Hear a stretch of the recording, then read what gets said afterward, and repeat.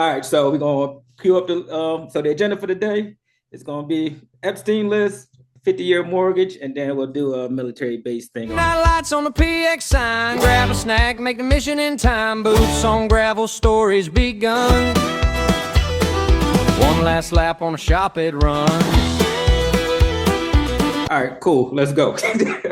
So Hell yeah. yeah. So I appreciate your time. Reached out to you. I enjoy doing your podcast. So mine's in formation. Definitely enjoy doing that. We've always had good banter, good cube talk or whatnot. So why not? I kind of had an idea in my head for a thing too, right? And I say, who better to do it with than Matt, right? Kind of. I'm black, you're white, different perspectives on a lot of things of that nature, but we still kind of have enough mutual things, military and work and things of that nature and profession that I think this would be kind of a good back and forth or whatever. So let's get started with all things military. Let's just call this episode 0, kind of the pilot. There you go. And then we can see where we go from there, do a few of these and see how it comes out or whatever. All right. So again, with all military, we already know we're experts in our own opinion. Me and you, we kind of amateur finance bros. And then and so we kind of just want to do that. So again, reaction videos or whatnot, and we'll get started there. You want to say anything before we get started? No, man. I think we got just the tiniest delay, so that'll be all right though. It'll buff out in the end. Okay. But it's cool that you're doing this thing. What's up now? No, go ahead. Oh no, my bad. Yeah. No, it's cool you're doing this thing. I'm happy to be here. I like the creative process. I think it's good. I think everybody should do something.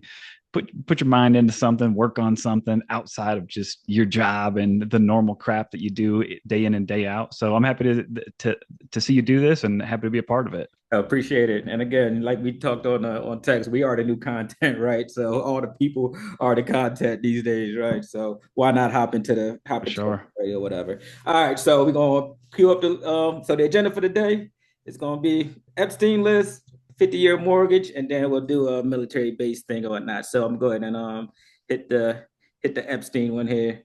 And again, I know we had delay, so I'm gonna take a pause in it a little bit. So we have nothing to do with Epstein. The Democrats do.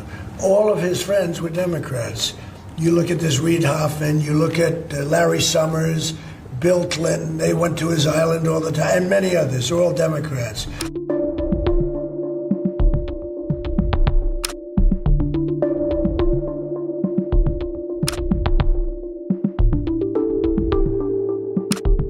Mark Epstein, the brother of convicted sex offender Jeffrey Epstein, tells the media that his brother revealed he had dirt on President Donald Trump. After an email in the Jeffrey Epstein files went viral for its reference to President Donald Trump blowing Bubba, Jeffrey's brother is offering clarification about the message. The House Oversight Committee recently released a large amount of documents from Jeffrey's estate, and Trump, who was mentioned multiple times in the files, is once again being scrutinized over his relationship with the convicted sexual offender. The documents include an email from Mark Epstein that references photos of Trump blowing Bubba. Bubba is a nickname of Bill Clinton. However, Mark Epstein told the media that the individual isn't the former president. All right, so with this one, I'm going to start with this one, right? So, backstory: I'm in Puerto Rico. I'm not checking any news. I'm poolside chilling, right? I'm about 3 mojitos in, so I'm not checking any news for the last couple of days before this came out. So I got my phone with me though, right? So as we all get news, I find out with memes. I'm like, what the hell is going on here and whatnot? So I'm like, that was not on my bingo card that Trump is out here as being accused of, giving the Monica Lewinsky treatment, to Trump or whatnot. So that's kind of the playful one. So we've been going through this Jeffrey Epstein thing for years now or whatnot. So what I want to present to you, what do you think? Let's say, because they just signed that. Hey, put the files out or whatever.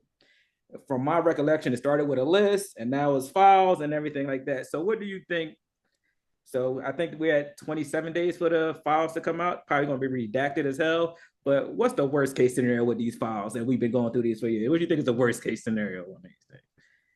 I mean, I guess the worst case scenario would be that it points to all of these important people that have been calling the shots and that we allegedly look up to and rely on for leadership are all just a bunch of raging, creepy pedophiles, and it turns everything on its head because we realize how deep it actually is. All these things that like we're like, hey, is everybody in Washington D.C. like fucking kids? And we're like, hey, it's actually true. They are all doing it. So that'd be like worst case scenario, just a complete collapse, I guess. But they'll never allow that to happen. Like, we've seen this thing is so stinky. It's been stinky since the day it hit the scenes, with the missing footage and like, hey, we got a bunch of evidence. Pam Bondi's like, we got a bunch of videos. And later, like, never mind, we don't have any videos. And then they're going to release documents and they're voting on it and going back and forth. And you think that you're going to actually get legitimate unmolested documents? Like, you're really going to get to the bottom of it? Get the fuck out of here. Exactly. So my thoughts on that is again, we've been going through this list for it might be this for years now. So I'm kind of with you. I think worst case is going to be public embarrassment. I don't think anything's going to come out of it, but I've always had a question in reference to these files. So we're not talking about murder. We're talking about pedos and stuff happened on the island. So everybody that was victimized on that island, I know the one girl killed herself, but everybody that was victimized on the island are still alive. So why are we so hell-bent on files when there are people who were victimized on the island that's still there that could that could point to people and say, hey, nah, yeah, he did that. And whether it's an accusation or true, but that there's a person that could link you to that island. Other than that, well, they got a bunch of money and unsigned NDAs. So I don't know how you work your way around that. I mean, allegedly, who the fuck knows? Because you're exactly right. If it was this massive, horrifying ring, then yeah, like why wouldn't we just hear about it? People would be like, yep, this guy was there, that guy was there, blah, blah, blah, blah. And it'd be very straightforward. But I don't know, maybe that's not the case. And I think that's another thing that people have been talking about more lately. They're like, it's not like children. We're talking about teenagers and shit. And I don't know, people like barely legal types. I don't know what that means. Like, what's the age of consent? I know in a lot of places it's actually 16. So does that mean like 16's fair game? I don't know exactly how that works, but yeah. And so I'm like, this thing is not going. Yeah, I don't know. I don't know where the island was located. But yeah, I mean, you're correct. Like in some locations, I mean, different laws, different places or whatever. And like he's on what they say, like the gambling, they put on a boat so they could go out there and gamble everything. So again, yeah. I mean, I think is enough where we know that powerful folks were somewhere doing shit they wasn't supposed to do. And, I think everything right now is kind of, hey, let's try to save face, or who's on that list would have to be gravely impacted the kind of the look of America and, and powerful people or whatnot. And let's make sure that we get the Sharpie and make sure those names can't be seen on there. But again, I'm kind of with you. It's going to come out, and I think it's going to be a news clip, and then we kind of going to go into business as usual. Because if anything that was that detrimental to kind of our society, I think it would have either came out already or they would have been buried it, burnt it, and kept it moving. So some folks better look out. Yeah, 100%. Expect to be dissatisfied. It's going to be a big bowl of nothing soup.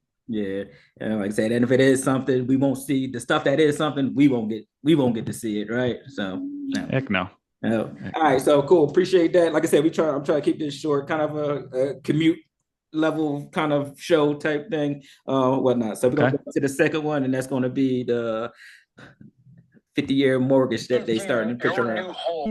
Your new home, that might be the dream still of many Americans, but a 50-year mortgage on that house, it might not be, as the President Donald Trump announcing a new proposal that might leverage a 50-year mortgage in it, as it might have significant drawbacks. The president floated the idea about a week ago that home buyers should have half a century, 50-year mortgages to make purchasing homes more affordable. On paper, long longer mortgages do what they promise, lower the monthly bill, but those smaller payments could come at a cost, higher rates, more interest paid, and slower wealth building over time. Let's bring into a conversation. So my thoughts on this. So my thoughts on this is like, have we played this game before? I mean, that's pretty much the auto industry and everything that comes along with some time of term, right? So I get the sentiment.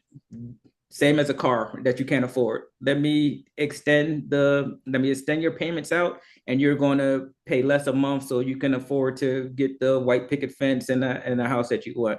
But anybody who's actually paying attention, if you do the math and we talk about interest rates and we talk about large numbers, by the time you won't make it to the 50 years, because most people ain't gonna stay in the house for 50 years. But if you do, you done paid 3-4x that house, to the bank. So obviously, I know a lot of the gurus say, hey, housing the banking product. I think everybody kind of knows that banks get paid off interest, and you get a bank your money, they loan your money out to Joe Schmo, and then the game keeps going round and round. So I think I can look at both sides of the coin. It's good if you're going to bring down a monthly payment, make something more affordable, but in the long term, with anything, you're going to get jerked because you're going to pay more in the long term for short term satisfaction. So yeah, I mean, how you feel about the 50-year, kind of pitching that 50-year plan?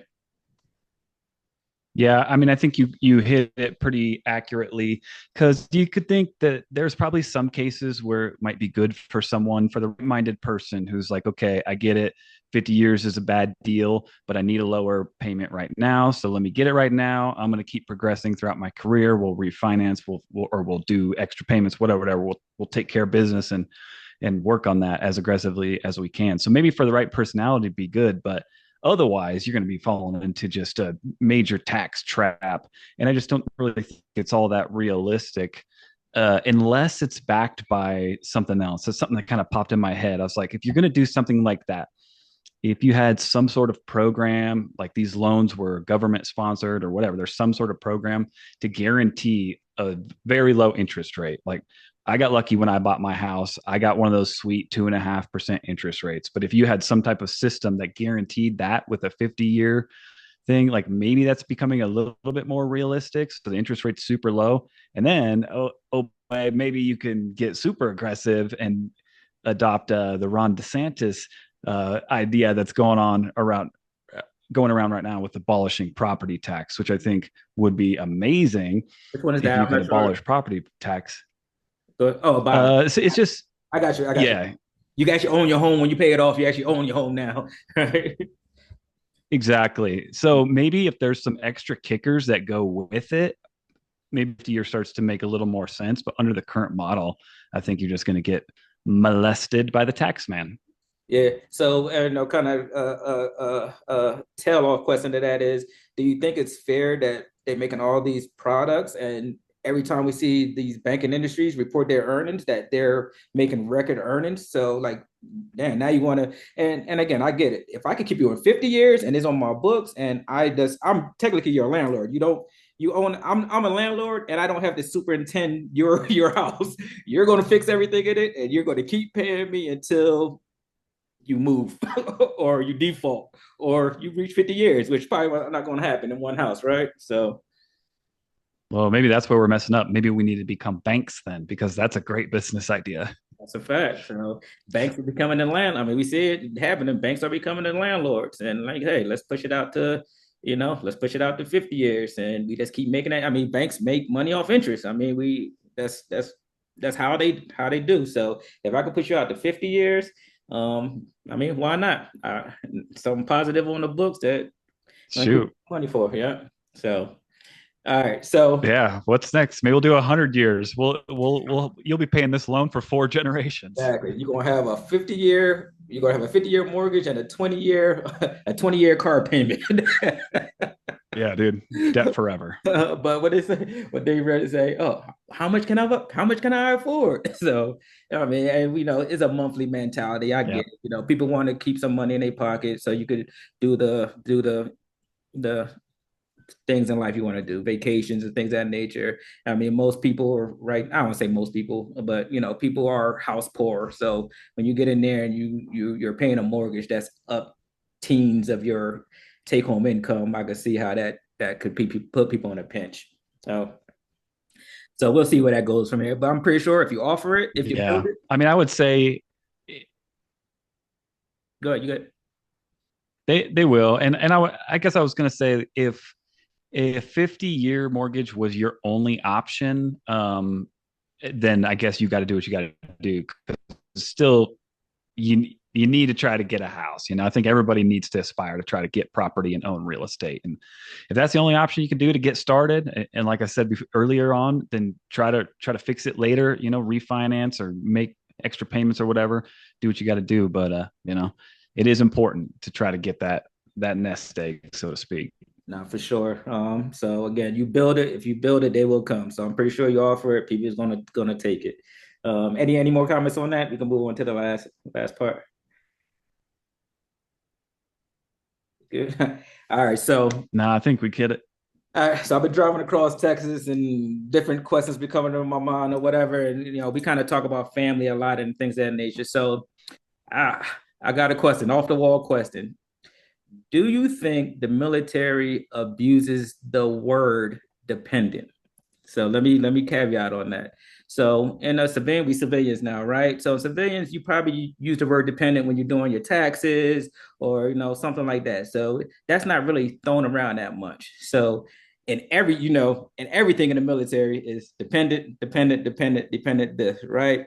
So, and also, do you think that the term dependent and how much we use it in the military, does that have the propensity for a spouse to inherit that word dependent and become, hot take, lazier, or nah, this about the service member has it, I'll just fall back and just be a dependent?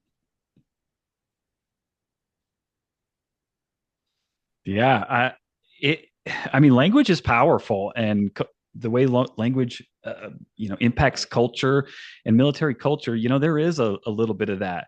We kind of, you picture yourself, you and your soldiers, hanging out in the motor pool or out at formation, and the message and the mentality is very much like, we're doing all this important stuff, we got a job to do, and we're like, but make sure we take care of the dependents because they depend on us. Like, it's in the word. We're almost like making them inferior to those of us in uniform, like they need us so much. So it is kind of funny. And a military career tends to overshadow like a lot of other things in people's lives, and it causes conflict sometimes because you might have a spouse, whether it be male or female, they're like, yeah, I'm a sales executive. And then everybody else is like, oh, cool. How many times you've been to Iraq? Like just like overshadow like everybody. But anyways, all that to kind of combine into, yeah, I could see how it would create that sort of system because you do see it, and you hear the horror stories about the dependopotamuses and like the families that just can't get their shit together. And there's always a problem on base. The MPs are going over to these houses all the time because people are crazy. And yeah, I never really thought of it, but it is kind of the thing. And we don't do ourselves any favors, right? Yeah, the big PX in the sky, free healthcare, right? So it's like you kind of some people kind of lead with that, like, yeah, come on, I'm all these things, and then we kind of see it in retirement, right?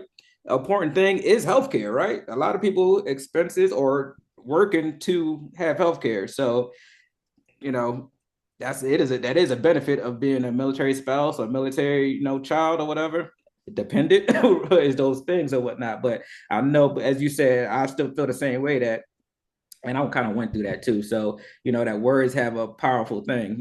When you call somebody dependent and they inherit that I'm dependent on a person for my sustenance and everything like that, you can say, hey, no, I'm gonna do, and we see it. I mean, you on posts all the time, and you kind of see you see the pregnant woman that's already pushing a stroller with a kid in it, and we kind of pushing out kids, and you got the dog and everything like that. So it is kind of a life. But I was just thinking about that just as as open enrollment comes up and everything like that. Like, damn, since I've been out of the military, I haven't really used the word dependent as strong as I did when I was in the military. Like everything was a dependent based thing. This is my dependent, and we just throw that word around like it's crazy. But I just wonder what that does to the psyche of a spouse, male or female, or whatnot. That when it comes to you keep kind of throwing away a subservient word like that. Yeah, it's definitely an interesting idea. Like I said, I never really thought about it, but it makes sense because the whole, ladies hunting for TRICARE, that was always kind of a joke. So as you were talking, it kind of made me think. I'm like, dang, is our government like preying on all these people to like get them to join the military? Like, come on, I'll take care of you. And then we join the military. We're like, okay, cool. And then these ladies that are wanting free handouts, they come prey on us. There's this endless cycle of people preying upon each other. And then needless to say, maybe we don't have the strongest communities because like what do they say, like the divorce rates are so high, but maybe it's just a bunch of hooligans finding each other on base.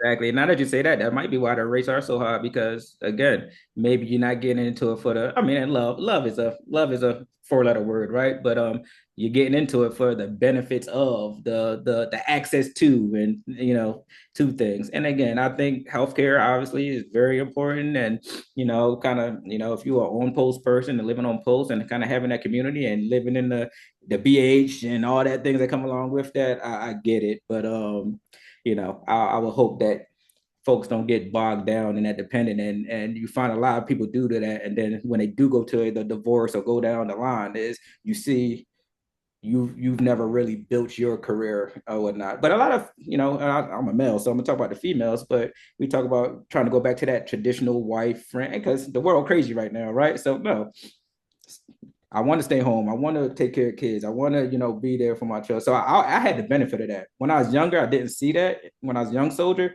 but I never had to worry about my kids going to daycare. I never had to worry about somebody doing some crazy shit to my kids inside of daycares and what's going on in there or whatnot. And my kids stayed home with their mother until it was time for them to go to kindergarten. So and it say so obviously that saved me on because I don't know if you've seen with childcare, those childcare costs is crazy, even on posts or whatever. So as I'm older now, I can look back and say, no, that really saved me money. And my kids were always cared for and with their mother when I'm at work or whatnot. So it was a lot of different ways to kind of look at that.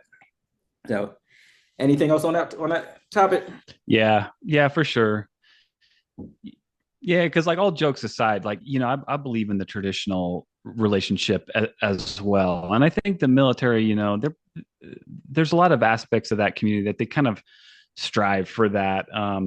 It's just funny, we always just find the things to joke about, but there for every family that's the maniac, the stereotype, there's probably a dozen families that are delightful on base and they're having a great life and mom's holding it down and dad's taking care of business and everything's great. It's just you hear about the ones where everyone's crazy. Such as life. Crazy that's gonna make the headlines, right? So yeah, man, that's all I totally had. And again, so I appreciate it. Again, I'm on some hotel Wi-Fi, so hopefully everything kind of works out. We'll work out something else. I'm thinking that bi-weekly right now, so I'll let you know or whatever once I get stable somewhere. Yeah, definitely appreciate your time. So, but I got a surprise for you. I'll send you the before I post it, I'll send it to you. I made an intro, so it's just the right. Oh, perfect. It's just the right level of corny. So. Okay, sweet. I'm excited about that. Oh no, man, I appreciate you, man. And we'll see how this come out. So, thank you, man. All right, yeah, anytime, bro. I'm down for it. All right.